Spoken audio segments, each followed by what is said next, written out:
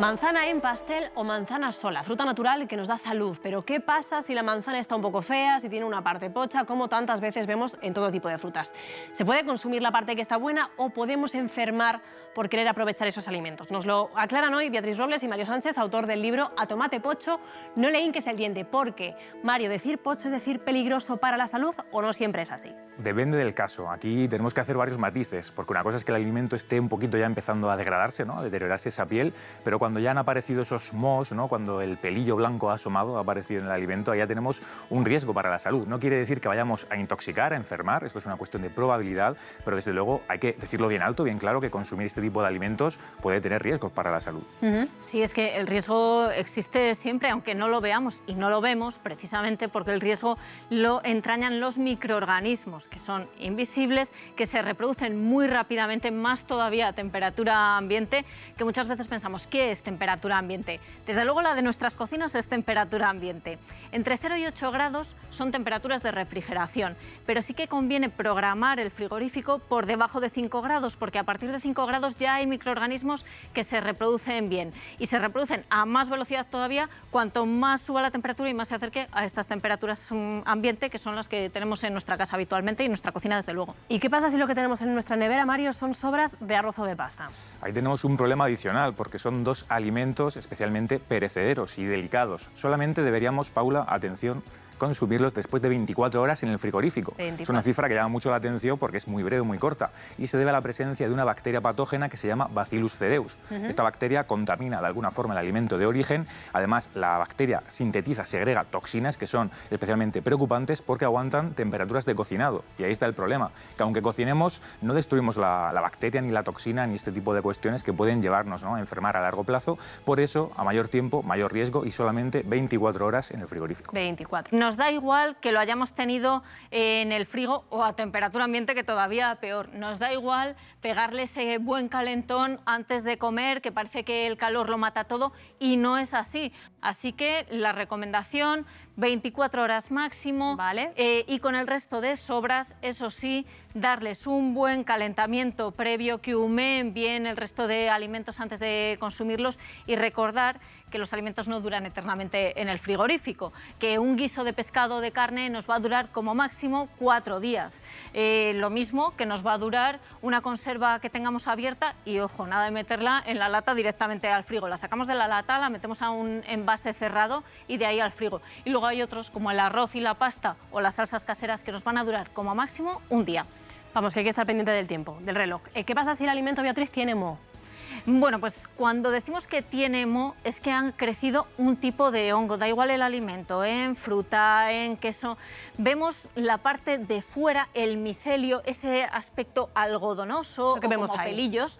Eso es, pero esto es solo la superficie. El micelio está formado por hifas, que son estructuras como pelitos que entran, penetran en el alimento y son invisibles. Y el verdadero problema es que algunos hongos producen toxinas. Las toxinas pueden tener efectos adversos para la salud. Son invisibles también y pueden penetrar bastante en el alimento. Si el hongo aparece por arte de magia, ese moho, no es buena señal, ¿no? En este caso estamos hablando de un alimento con un alto contenido en agua, donde ese moho puede estar por todo el alimento repartido, puede haber contaminado todo el alimento. Por eso no nos vale con esto de quitar un trozo, el trozo feo, y comernos el resto. Aquí estamos entrando en ciertos problemas que, si bien no nos van a intoxicar como tal, sí que aumentan esos riesgos y que pueden tener ciertos problemas para la salud.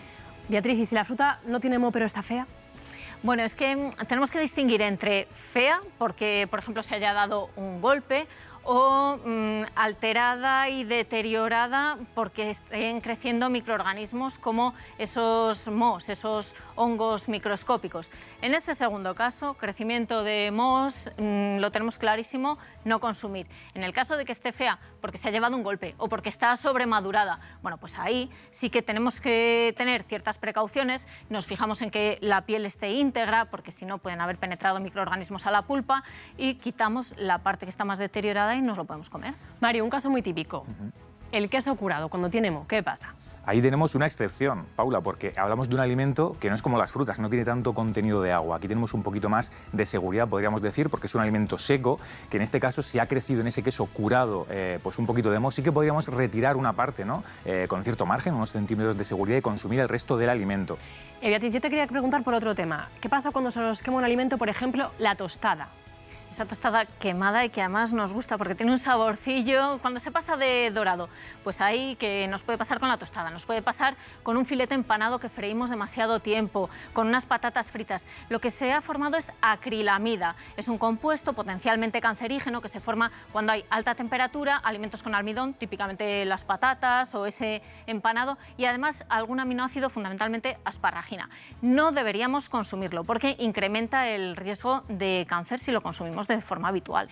Mario, y esto yo lo hago mucho, de rascar encima del fregadero con un cuchillo a la parte quemada, ¿vale o no vale? Pues suena algo muy feo, ¿no? Que podría estar mal, ¿no? Ya de serie, pero realmente es una práctica que podría estar relativamente bien, ¿no? Teniendo en cuenta que la prevención siempre es la mejor solución, es decir, no llegar a ese grado, ¿no? De tostado, de quemado. Si por alguna casualidad del destino, por alguna mal inconveniente, ¿no? Hemos tenido la mala suerte que se ha quemado la tostada, sí que rascarlo nos puede ayudar a reducir esa cantidad de acrilamida, claro que sí. Pongamos el caso que no se nos quema, que sale bien la tostada. O cualquier otro alimento, pero se nos cae al suelo en un descuido. Vaya. ¿Vale la regla esta de los 5 segundos? Esa famosa regla, ¿no? Cotidiana que todos hemos dado ya por hecha, como una verdad absoluta, ¿no? En casa, pues realmente parece a veces cosa de broma, pero hay estudios científicos, Paula, que han analizado esto de la regla de los 5 segundos.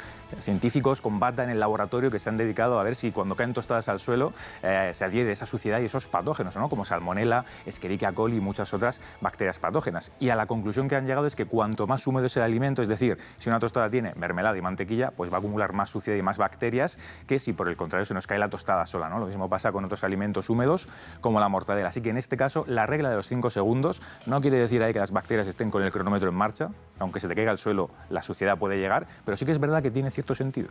Sí, eso, pero el riesgo existe, es cierto, pero el riesgo existe y lo tenemos que tener en cuenta siempre, porque bien, somos adultos, a lo mejor se nos cae, lo recogemos, soplamos o no soplamos, eso a gusto del consumidor. Desde luego científicamente no hay nada probado que el soplar elimine microorganismos y nos lo comemos.